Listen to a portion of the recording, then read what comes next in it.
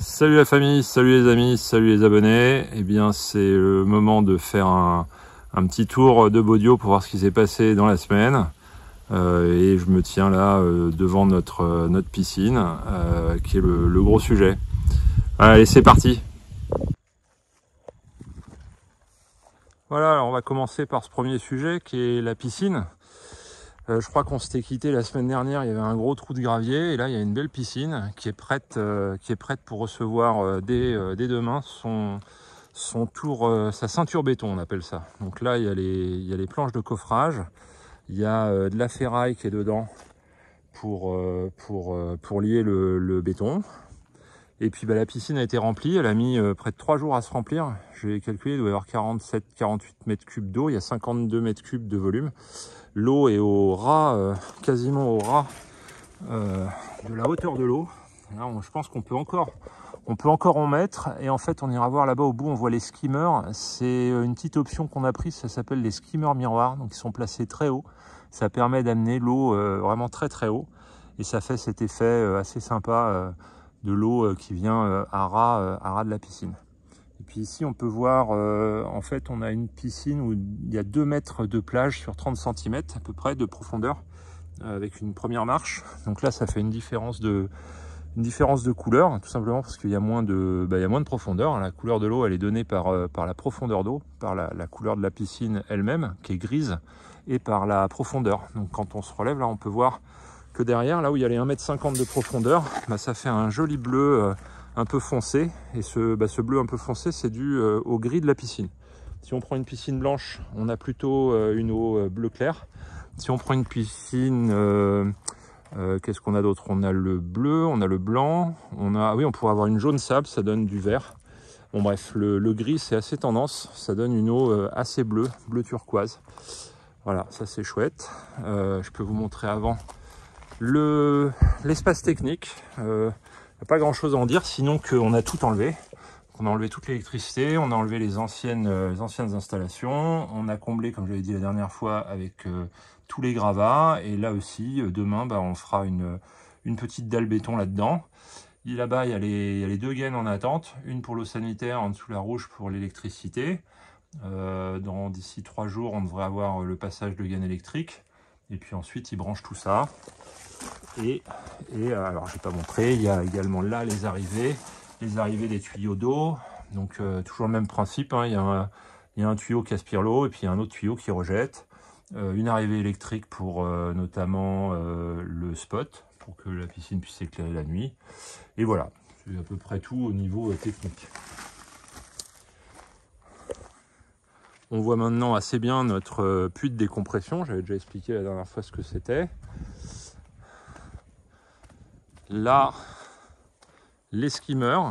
Donc on a inversé le sens de la piscine par rapport à l'ancienne. Donc là, l'eau est aspirée par les skimmers. C'est les boîtes blanches là qu'on voit. Petite astuce par le pisciniste Ghislain, qui consiste à ne pas mettre de béton sur les skimmers, parce que le béton et le plastique, ça se dilate. Donc si le béton se dilate, il casse le plastique. Donc il faut coffrer autour pour éviter que le béton vienne après casser les skimmers. Et puis c'est une pièce assez fragile sur une piscine, ça peut se casser, ça peut être remplacé. C'est mieux que ce soit pas pris dans le béton. Là, la boîte électrique, j'ai montré tout à l'heure les arrivées électriques. La boîte électrique, c'est le spot qui va dans la piscine. Alors, il y a 2 tuyaux. Il y a le tuyau d'arrivée rouge qui est une simple gaine, donc c'est pas étanche. Et il y a un gros tuyau qui lui est étanche et il va jusqu'au spot dans le fond de la piscine. C'est étanchéifié évidemment pour pas que l'eau remonte. Sinon voilà, je crois que j'ai fait à peu près le tour. Je sais pas si j'ai expliqué ça. Ça c'est le fameux puits de décompression. Donc en fait, il communique.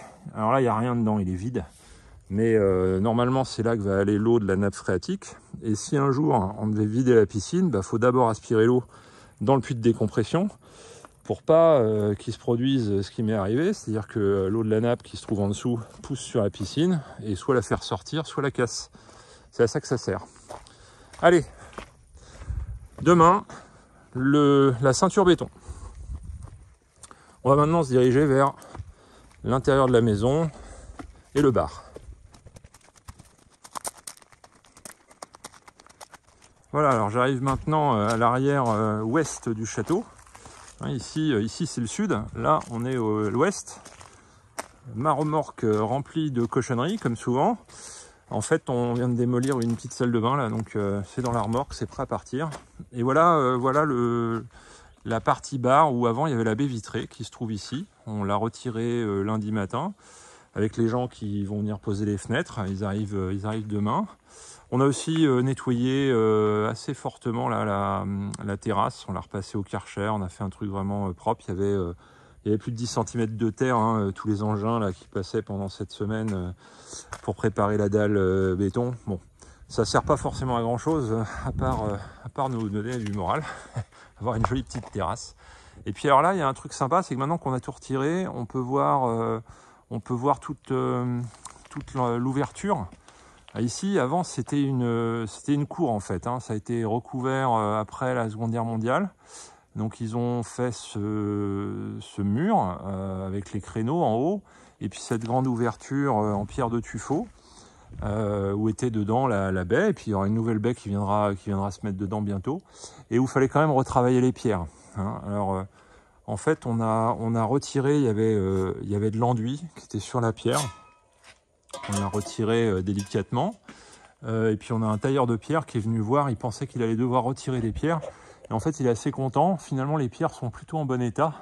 Alors, vous voyez comment ça tient. Là, il y a une pierre qui fait clé de voûte en haut. Et en fait, ça tient en compression, hein.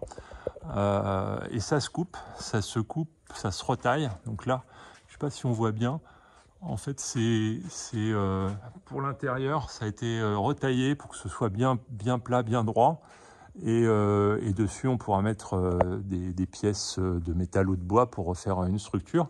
Mais avant ça, on va retravailler les pierres pour qu'elles soient nickel, les joints, etc. Donc essentiellement en les retaillant. A priori, il n'y aura pas besoin d'en enlever et d'en changer. Sinon, ça se fait aussi. Ça se fait quand il y a une pierre qui est vraiment trop mal en point. On l'enlève et on la remplace par une autre.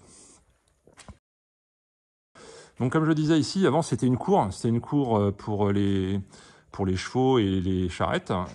Et probablement ici, ça c'est une ouverture qui peut-être existait avant, mais elle a dû être agrandie à la même époque. Donc on voit qu'il y a une structure avec des IPN. Là on a renforcé avec des étais. Structure avec IPN qui repose sur les côtés. Alors ici, avec une pièce de bois qui est pas trop mal en point, mais ça nous plaît pas trop que ce soit du bois. Parce que le bois, ça peut se pourrir, et dans ces cas-là, les IPN risquent de s'affaisser. Et de l'autre côté, c'est un peu ce qu'on avait. Il y avait aussi des pièces de bois là qui étaient là. On les voit plus, elles étaient totalement vermoulues. Il y avait une énorme cavité derrière. Et en fait, on a entièrement refait ici, enfin surtout le tailleur de pierre qui nous a refait un pilier, à la fois avec de la pierre et à la fois en remplissant la cavité avec ce qu'il appelle un béton chaud, un béton à la chaux. Alors ça marche comme du béton, du sable, du gravier, et au lieu de mettre du ciment, on met de la chaux. Ça fait un béton à la chaux. Au moins sur cette partie du pilier où ça semblait très fragile, on a les 3 IPN qui reposent à nouveau sur du solide. Et c'est important parce que ici, là, sur toute cette partie, c'était tellement affaissé, il y a plus de 18 cm d'affaissement, qu'on va tout retirer en fait. Et puis on va refaire une structure bois chêne, un peu comme dans la grande cave, enfin même complètement comme dans la grande cave, pour refaire un sol bien solide au-dessus. Voilà, qu'est-ce qu'on a fait d'autre? On a retiré toutes les solives du bar. Je crois que la dernière fois, il restait les solives là-haut. Et donc, le bar est complètement ouvert. On a passé la semaine à se battre avec la pluie, parce qu'il a plu beaucoup.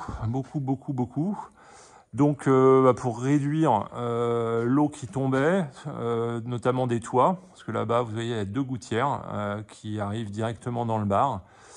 Eh bien, on a branché dessus des gaines sanitaires, en fait, des grosses gaines bleues. Et on les a ramenées là où il y a l'ouverture du chéneau. Alors évidemment, la première version, on n'a pas pensé que l'eau, ça pèse lourd, donc forcément, les gaines s'affaissaient totalement. Donc on a rajouté des planches de volige du bar qu'on a remis là-haut. Et donc du coup, on a l'eau qui arrive là. Et en cas de forte pluie, ça marche bien, hein. Il y a la moitié de l'eau qui au moins va dans la gouttière et pas dans le bar. Voilà, alors on peut se demander pourquoi on a fait ça. C'était peut-être pas très utile, mais on s'est dit que ce serait mieux de ne pas avoir quand même des quantités phénoménales d'eau qui rentrent dans le bar et qui vont ensuite se mettre dans les murs ou sous les fondations ou sous la dalle. Donc on a essayé d'essorer au fur et à mesure.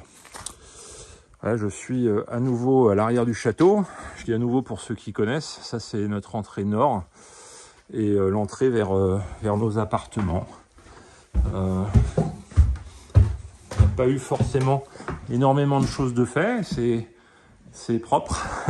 On a rajouté ici un petit retour, ça fait comme un couloir, c'est assez sympa.